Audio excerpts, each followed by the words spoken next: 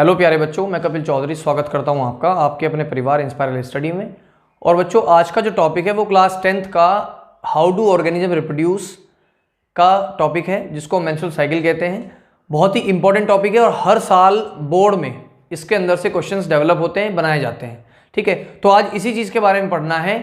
Basically आप लोग जानते हैं कि ये जो आपका टॉपिक है ये साथ में एक प्रॉब्लम भी है। ठीक है, और इस प्रॉब्लम को शेयर करना हम लोग नहीं चाहते और ये बिल्कुल गलत बात है। ठीक है, तो इसके बारे में समझना और इसके बारे में जानना बहुत ही इंपॉर्टेंट है एवरी पर्सन, यानी कि हर पर्सन के लिए। ठीक है ना, क्योंकि ये आपका एक टॉपिक भी है और ये आपकी एक प्रॉब्लम भी है जिसको आपको सॉल्व करना है। तो आइए शुरू करते हैं। अपनी जो हमारी मेंस्ट्रुअल साइकिल की स्टेजेस हैं, किन स्टेजेस में ये अकर होती है, किन स्टेज में नहीं होती, कहाँ ये इफेक्ट डालती है और कहाँ ये नहीं डालती, ये क्लास 10th का टॉपिक है। ब्रीफली हम लोग नहीं जाएंगे, लेकिन थोड़ा सा आपके 10th के लेवल के हिसाब से आपको बता दिया जाएगा। चलिए शुरू करते हैं। मेनली बच्चों, जो मेंस्ट्रुअल साइकिल होता है 3 फेजेस में डिवाइड होता है। ठीक है, जिनमें पहली फेज प्रोलिफेरेटिव फेज होती है, नंबर 2 उसको हम सेक्रेटरी फेज कहेंगे और नंबर 3 को हम मेंस्ट्रुअल फेज कहेंगे।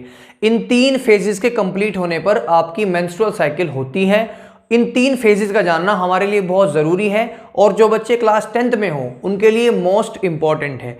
वैसे तो ये 10th और 12th क्लास का टॉपिक है, लेकिन अगर इसको कोई भी बच्चा पढ़े तो वो आसानी से पढ़ सकता है और समझ सकता है, क्योंकि ये अपने मतलब की बात है, अपनी बॉडी की बात है और अपनी बॉडी के बारे में जानना हर एक बच्चे का, हर एक व्यक्ति का अधिकार है। ठीक है, तो तीनों स्टेज के बारे में पढ़ना है। पहली प्रोलिफेरेटिव फेज, इसमें क्या होता है? देखिए, सबसे पहले जो FSH है, यानी ये एक हार्मोन होता है जिसको हम कहते हैं follicle stimulating hormone, follicle stimulating hormone. ठीक है, ये क्या करता है? ये फॉलिकल्स को एस्ट्रोजन के स्रावण के लिए, यानी एस्ट्रोजन के सिक्रेशन के लिए, ठीक है, स्रावण को हम सिक्रेशन भी कह सकते हैं।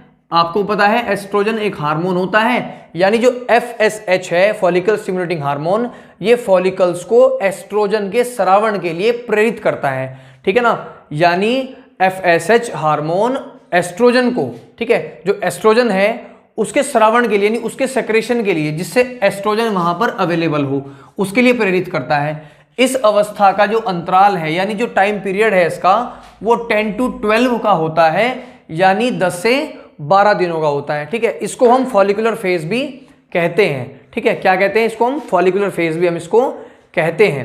ठीक है, तो ये चीजें सिंपल सी हैं, इनको आप लोग समझ सकते हैं बहुत आसानी से। ठीक है, बहुत आसानी से समझ सकते हो। दूसरी चीज सेक्रेटरी फेज होती है।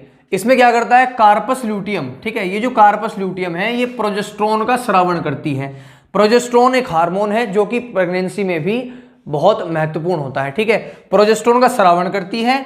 इसका जो अंतराल होता है वो 12 से 14 दिनों का होता है। ठीक है, 12 से 14 दिनों का होता है, 12 से 14 दिनों का होता है। ठीक है, क्लियर है? उसके बाद में जो मेंस्ट्रुअल फेज है, इस मेंस्ट्रुअल फेज बहुत इंपॉर्टेंट है।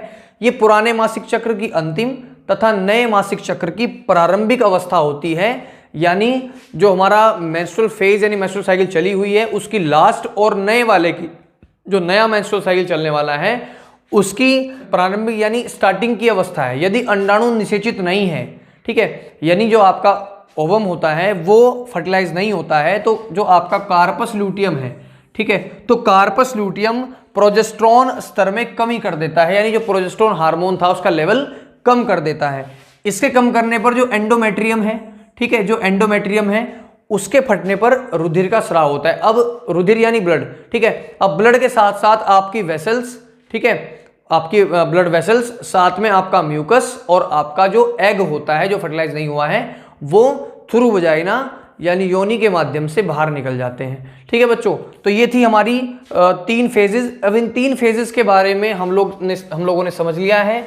अब इन 3 फेज के बारे में थोड़ा सा इसका रे डायग्राम बना करके भी समझते हैं। ठीक है, देखिए बच्चों, आप लोगों को पता है कि मेंस्ट्रुअल साइकिल जब हम पढ़ते हैं तो उस टाइम पर ब्लीडिंग होती है। ठीक है, क्या होती है?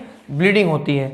अब इस मेंस्ट्रुअल साइकिल को कुछ इस तरीके से हम पढ़ सकते हैं, यानी हम लोग क्या करेंगे, एक सर्कल बनाएंगे, इसमें 1 2 3 ये डेज लिख रहा हूं, 4 5 6।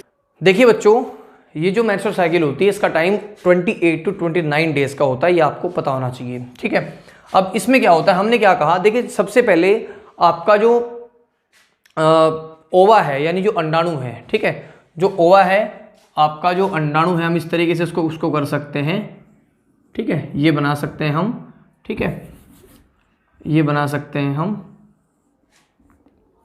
आप लोग भी समझते हैं, ठीक है, आप लोग भी समझते हैं इन सब चीज़ों को, कोई दिक्कत वाली बात नहीं है। देखिए ये थोड़ा मैंने वैसे ही डायग्राम बना दिया है।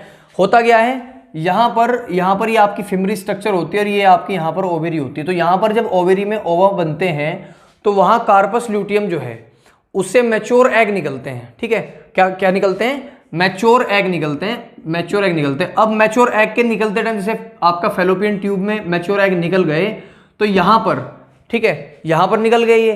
तो ये जो क्या करता है, अभी हमने बताया आपको पहली वाली फेज में, जो FSH हार्मोन है वो फॉलिकल को एस्ट्रोजन के स्रावण के लिए प्रेरित करता है, ठीक है, क्या करता है, एस्ट्रोजन के स्रावण के लिए प्रेरित करता है। उसके बाद में जो कार्पस ल्यूटियम है वो प्रोजेस्टेरोन का, किसका करता है,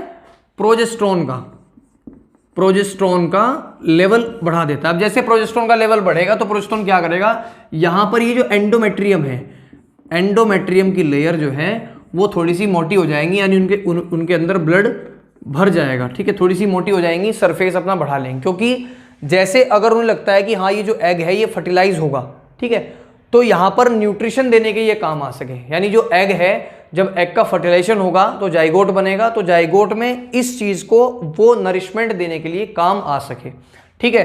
तो होता क्या है, अब ये साइकिल लगभग चलती है आपकी, ये मान के चलिए कि 10 डेज तक, 10 to 12 डेज तक चलती है ये, ठीक है, 10 to 12 डेज तक चलती है।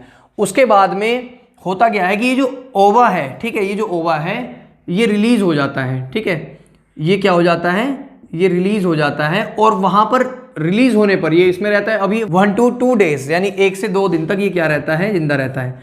उसके बाद ये टाइम सही होता है फर्टिलाइजेशन करने का। फर्टिलाइजेशन इस टाइम पर बहुत ही एक्यूरेट होगा, बिकॉज इस टाइम पर प्रोजेस्टेरोन का लेवल बहुत ही हाई होता है, ठीक है। उसके बाद ये आपकी लास्ट की स्टेज चल गई, और यहाँ पर ये जो लास्ट में आते हैं आपके 5 to 7 डेज, ये आपकी मेंस्ट्रुअल साइकिल की स्टेज होती है, फेज होती है। यहाँ पर आकर क्या होता है, आपका मेंस्ट्रुअल साइकिल स्टार्ट हो जाती है, ठीक है। अब एक चीज और जान लेते हैं हम, अगर स्टार्टिंग में देखिए फीमेल्स के अंदर 10 to 12 एज में सबसे पहली 10 to 12 ईयर्स में सबसे पहली जो मेंस्ट्रुअल साइकिल होती है, ठीक है, उसको हम क्या कहते हैं, मेनार्के कहते हैं। और 45 to 50 डेज में जो मेंस्ट्रुअल साइकिल लास्ट वाली होती है उसको मेनोपॉज कहते हैं। इसके बाद में जो जनन क्षमता है, यानी जो रिप्रोडक्टिव पावर है, वो खत्म हो जाती है, हम लोग रिप्रोडक्शन नहीं कर सकते हैं, ठीक है, क्लियर है। तो यहाँ पर ये बातें क्लियर हो गई होंगी। उसके बाद में ये सब चीज़ें थोड़ी सी इंपॉर्टेंट है आप लोगों के लिए, ये आप थोड़ा सा समझ के चलें, ठीक है बच्चों। तो ये चीज़ें बहुत ही इंपॉर्टेंट है, बहुत ही ज़रूरी हैं हर एक पर्सन के लिए, हर एक पर्सन को जानना इसके लिए बहुत ही इंपॉर्टेंट है, ठीक है बच्चों। तो आज की वीडियो में बस इतना ही, फिर मिलते हैं एक ऐसी नई वीडियो के साथ। Okay bye, Tata.